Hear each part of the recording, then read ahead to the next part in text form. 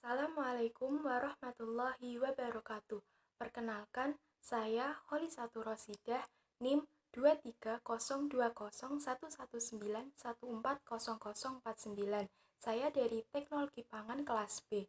Di video kali ini saya akan melakukan praktikum pembuatan nugget ayam dengan tambahan wortel. Let's start it.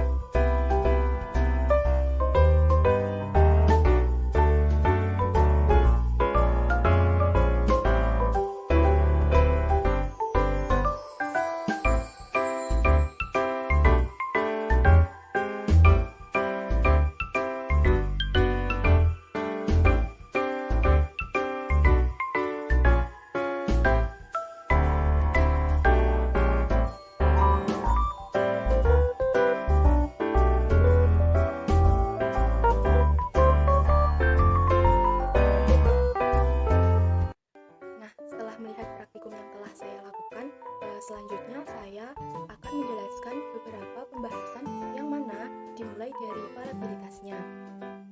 Falabilitas daging meliputi warna kuning pada nugget disebabkan karena kandungan daging ayam berupa provitamin A yang terdapat pada lemak daging dan pigmen oksimioglobin yang terbentuk akibat adanya oksigenasi mioglobin setelah daging terpapar udara. Namun, kandungan beta-karotin pada nugget mengalami penurunan ketika setelah digoreng. Hal ini disebabkan karena beta-karotin atau provitamin A mengalami kerusakan akibat pemanasan.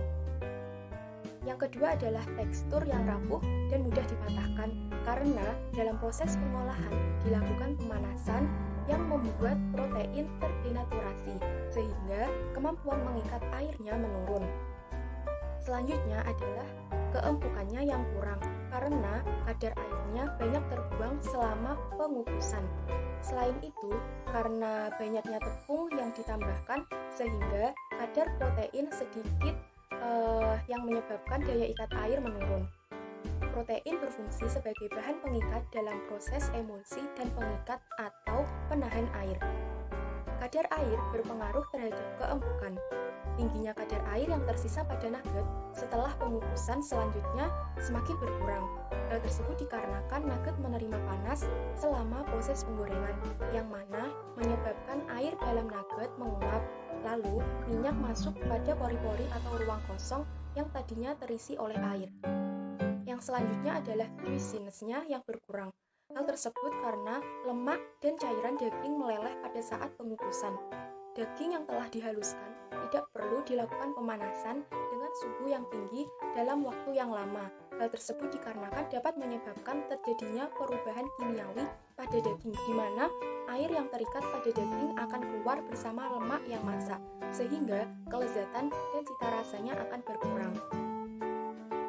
Nah, selanjutnya akan menjelaskan prinsip utama dalam proses pengolahan nugget.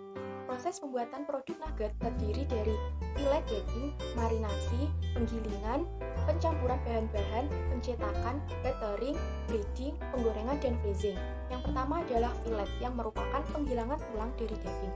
Yang kedua adalah restrukturisasi daging yang merupakan teknik pengolahan daging dengan penggilingan otot daging hingga lumat dan kemudian pembentukan kembali daging giling tersebut menjadi bentuk pasta atau lempengan-lempengan daging yang tipis dengan dibantu bahan pengikat.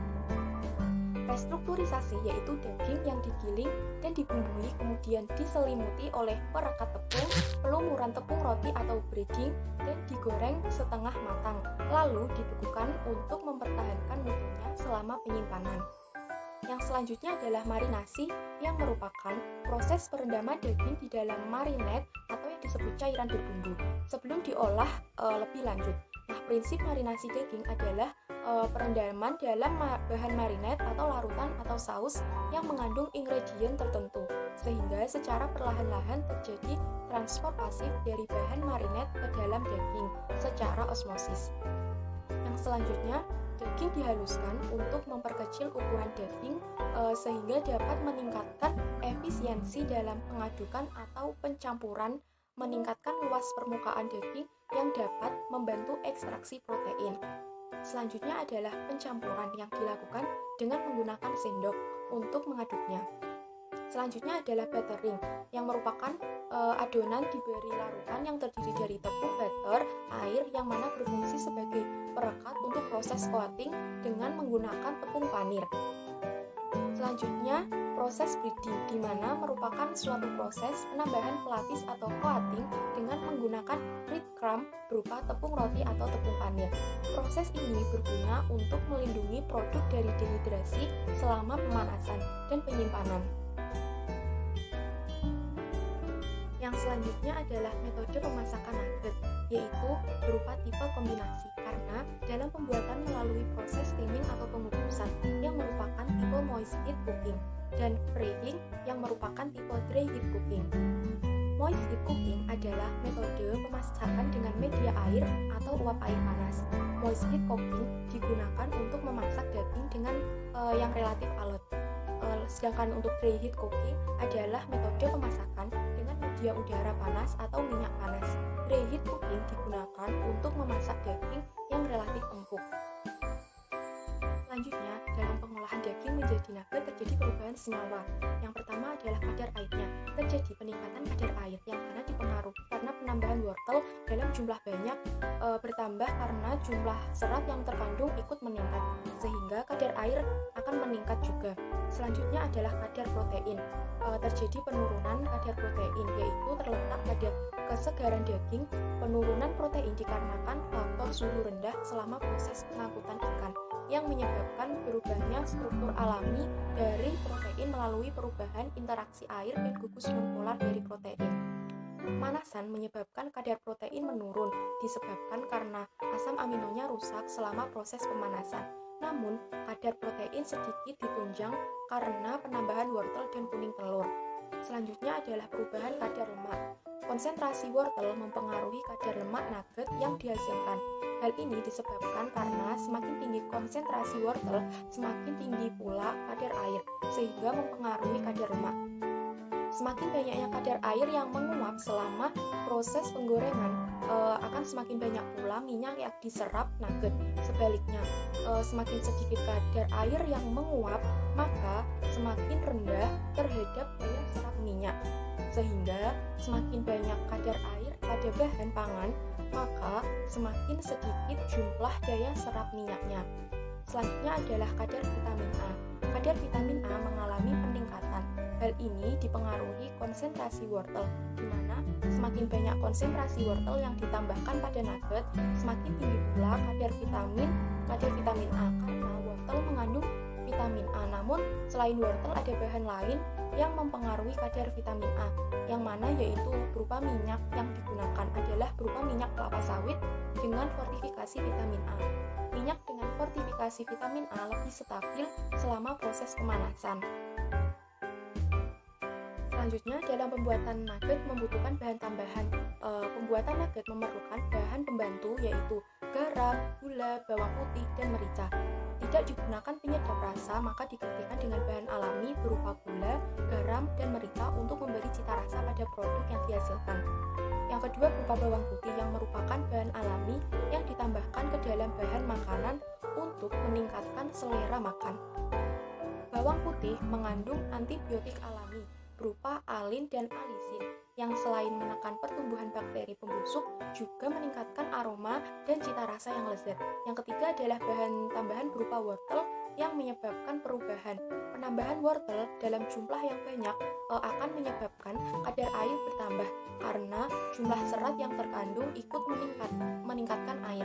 Semakin meningkat level parutan wortel yang ditambahkan ke adonan nugget, maka adonan nugget cenderung lebih bervolume. Penambahan wortel pada olahan nugget dengan tujuan mempertahankan hasil masakan dan stabilitas emulsi dengan nilai dan warna dan tekstur yang lebih baik, tetapi juga memiliki potensi besar untuk perbaikan nilai gizi produk dan efeknya bagi kesehatan serta memungkinkan dalam pengembangan industri daging olahan.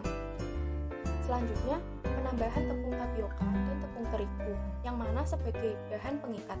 Fungsi bahan pengikat yaitu memperbaiki stabilitas emulsi, menurunkan penyusutan akibat pemasakan, memberi warna yang terang, meningkatkan elastisitas produk, membentuk tekstur yang padat, dan menarik air dalam adonan.